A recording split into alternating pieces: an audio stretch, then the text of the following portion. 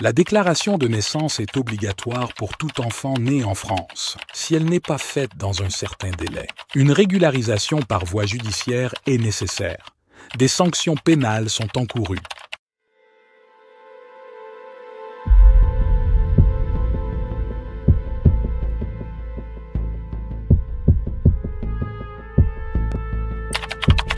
Ensuite, votre naissance a été actée par le biais d'un acte de naissance.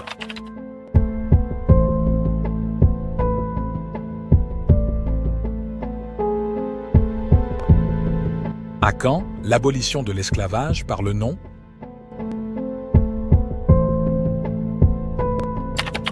La déclaration et l'acte de naissance sont comme une sorte d'étiquetage de marchandises. Vous devenez la propriété de l'État. Dès votre naissance à l'hôpital.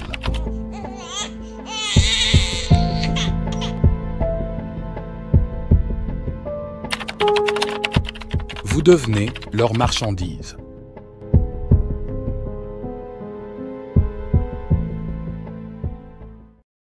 Lorsque nous sommes arrivés dans ce monde, on est dans un premier temps dans le ventre de notre maman, et pour en sortir, pour se libérer, il faut couper le cordon ombilical. Mais voici qu'il y a une loi qui dit que nos parents ont 48 heures pour nous reconnecter à ce qu'on appelle un acte d'état civil. Et c'est comme une sorte de cordon ombilical, une sorte de corde de chaîne auquel on nous rattache à un système par obligation. Et ce qu'on appelle l'acte d'état civil, c'est vraiment le socle, les fondations même de ce système. Ce qu'on appelle un acte d'état civil, et c'est comme une sorte de cordon ombilical, une sorte de corde de chaîne auquel on nous rattache à un système par obligation. Et c'est comme une sorte de cordon ombilical, une sorte de corde de chaîne auquel on nous rattache à un système par obligation. Une personne tenue de procéder à la déclaration de naissance qui n'agit pas dans les délais requis. Elle risque une peine d'emprisonnement de 6 mois et une amende de 3 750 €.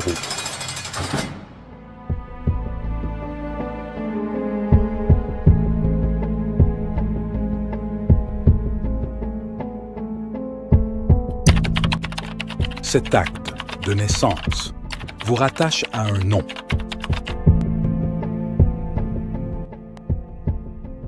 Le nom d'une personne physique en France est l'appellation qui sert à la désigner dans la vie sociale, protégée par le droit positif.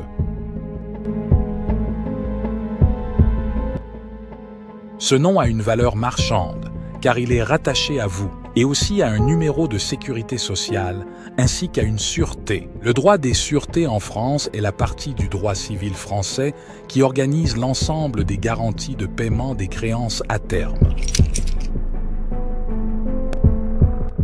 La dette publique est l'ensemble des engagements financiers pris sous forme d'emprunt par un État, ses collectivités publiques et ses organismes qui en dépendent directement. Je suis à la tête d'un État qui est en situation de faillite sur le plan financier. Je suis à la tête d'un État qui est, depuis 15 ans, en déficit chronique. Je suis à la tête d'un État qui n'a jamais voté un budget en équilibre depuis 25 ans. Bon, ça ne peut pas durer. Ils n'ont pas réussi à régler l'ensemble du pays. Je voudrais en prendre un exemple que chacun connaît ici et qui a à voir avec la dette, dont beaucoup ont évoqué l'importance en France. Dans les 10 dernières années, notre niveau de dette s'est considérablement accru. Nous sommes à peu près à 100% de dette publique, 100% du PIB de dette publique. C'est près de 30 à 35 points de PIB de dette en plus pendant 10 ans. C'est considérable. C'est absolument considérable. Eh bien, mesdames et messieurs les sénateurs, et nous le savons tous ici, alors même que pendant ces 10 années, notre dette publique augmentait de façon considérable, nous faisions semblant de ne pas voir que, dans des domaines de l'action publique, nous étions en train d'accumuler une dette qui un jour serait requalifiée en dette publique, mais nous préférions, par pudeur peut-être, par prudence aussi, parfois par lâcheté, disons-le, ne pas l'avoir. Songez que pendant 10 ans, et depuis bien avant d'ailleurs, nous avons par exemple demandé à RFF et à la SNCF de s'endetter, dans des conditions qu'aucune entreprise n'aurait pu supporter.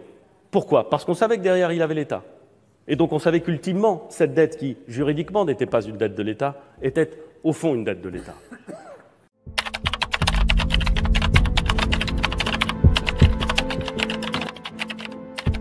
Les États sont obligés de s'endetter auprès des banques privées qui ont le pouvoir de créer la monnaie.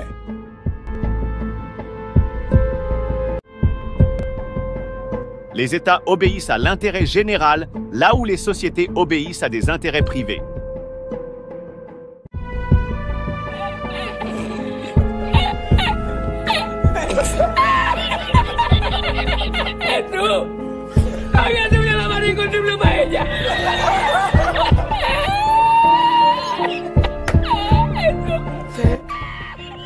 18 juin 2019, Facebook a annoncé le lancement de sa monnaie.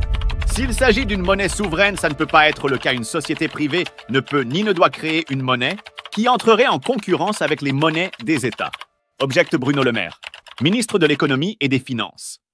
Pour justifier son propos, Bruno Le Maire poursuit par cette phrase hallucinante « Les États obéissent à l'intérêt général, là où les sociétés obéissent à des intérêts privés ». Cette phrase est sidérante quand on sait que 97% de la monnaie est créée par des banques commerciales privées. Soit notre ministre feint de savoir cette réalité, soit il fait preuve d'une inculture économique. Dans les deux cas, son argument avancé pour réfuter la crypto-monnaie de Facebook est aussi un argument qui sert à réfuter la création monétaire moderne, qui est entre les mains d'institutions privées.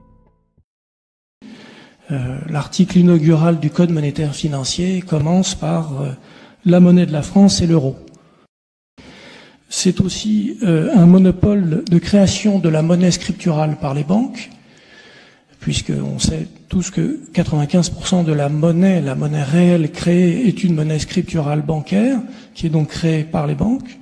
95% de la monnaie réelle créée est une monnaie scripturale bancaire. 95% de la monnaie réelle créée est une monnaie scripturale bancaire. 95% de la monnaie est créée par les banques commerciales privées. Et le reste est une conversion en monnaie centrale de dette privée des banques.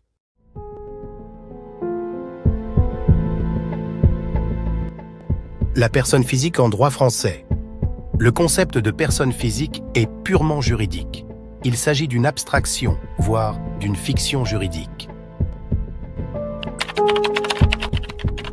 Vous êtes titulaire de votre nom, vous n'êtes pas le propriétaire.